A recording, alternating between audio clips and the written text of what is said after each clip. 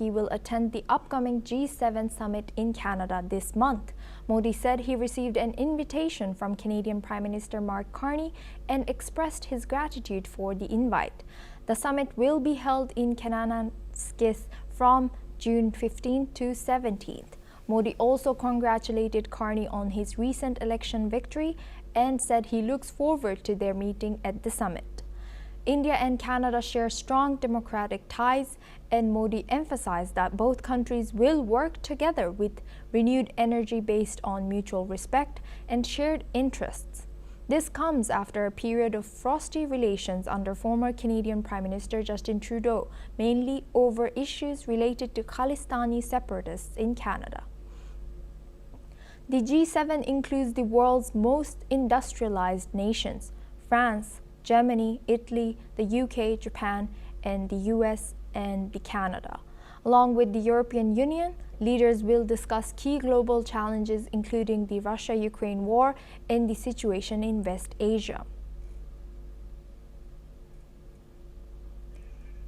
Now we have guest joining us, Daniel Bortman. He's a senior correspondent for the National Telegraph, live from Toronto, Canada.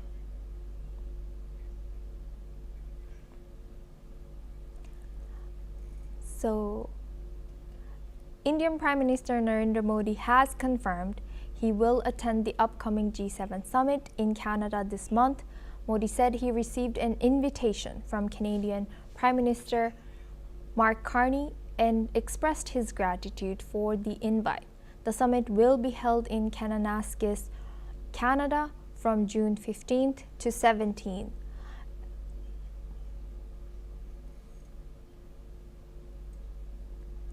Now we have guest Daniel Bortman. He's a senior correspondent for the National Telegraph. He's joining us live from Toronto, Canada. Thank you for joining us today. Welcome to NewsX World. How significant is India's presence at a G7 summit that will likely be dominated by talk of Ukraine and West Asia? I mean, there's layers to that question, and significant to whom? Significant to the world in G7, I'd say minimal. India is usually at the G7, it's just a G7 summit.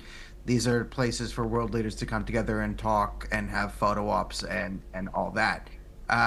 Now, it's much more significant when you look at Canada-India relations, which have been rocky for the last 2 years, since Canada accused India of murdering Hardeep Singh Nijjar. And then publicly made it a rather public affair without providing the rather public evidence that would be needed to do so.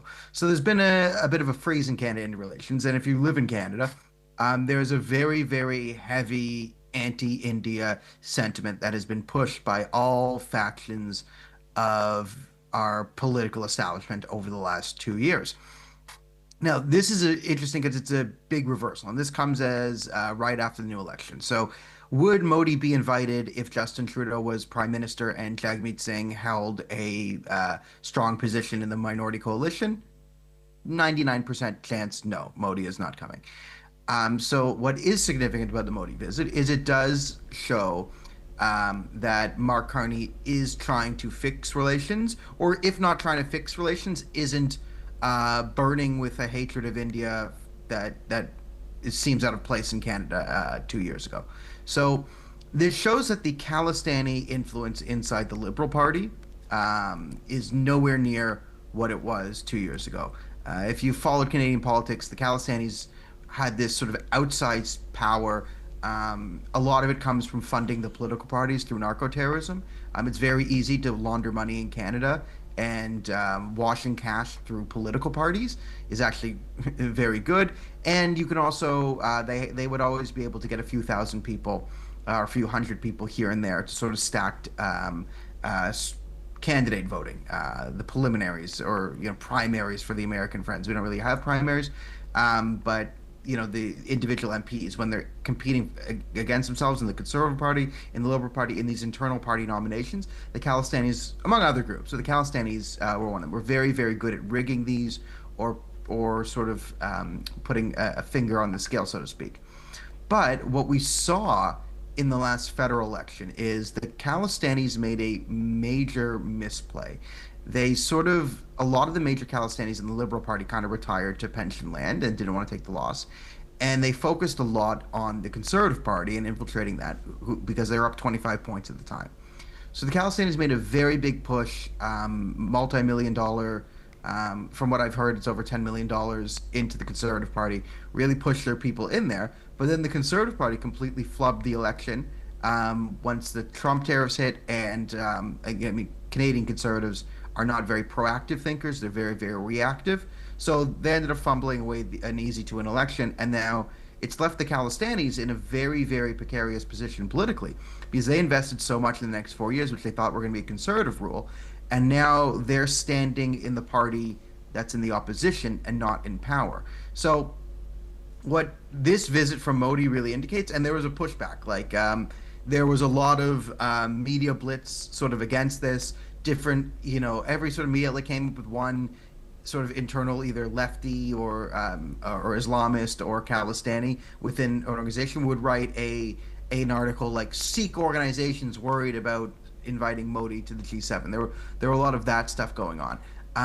But for the first time in mainstream publications, in the National Post just this week, there was a John Iveson article about how the Khalistanis and Poilievre's failed gambit by appeasing the Khalistanis, because Stephen Harper came out and said, guys, don't do this, former prime minister. And this has sort of started the precedent where now the National Post has talked about it. Now it's sort of acceptable within the public lexicon. Like, what is this Khalistani movement? What are they doing? So this is, in Canada, this signifies a major loss of political power of the Khalistani movement. And to Canada, India, I think this is a sign that, as I was correct, that relations could not get any worse from the Trudeau area. So my prediction of not getting worse is one pretty easy to come by. Glad I didn't have pie on my face on that one. But I think you will start to see slow improvements. Now there's still the problem of the mass migration and all the fraudsters running through India, exploiting Indian kids, getting them into the West. A lot of that runs through Canada. And again, there's obviously still the high crime and drug money that funds transnational crime and terrorism that threaten both India and Canada. So the major issues, they haven't been solved because I don't think, we still have to see if Mark Carney has the will to actually put criminals in jail. That's a big question, is will criminals go to jail in the next 4 years? Because they didn't in the last 10 years in Canada. So a lot is still going to be determined on the future of Canada-India relations, but this is a sign that the Khalistanis are no longer this crazy dominant political force in Canada, and it looks like there might be some room for India and Canada to figure this thing out.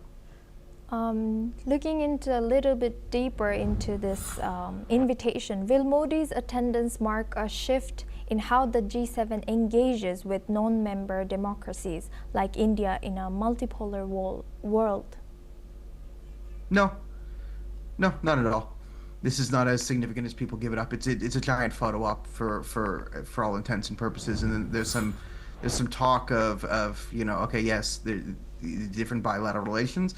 Is Trump going to redefine the means of global politics? Maybe. It all seems pretty unstable. I don't think this weekend in Canada, the G7 is going to have any major world-shifting implications going forward. No, it's just another G7 summit.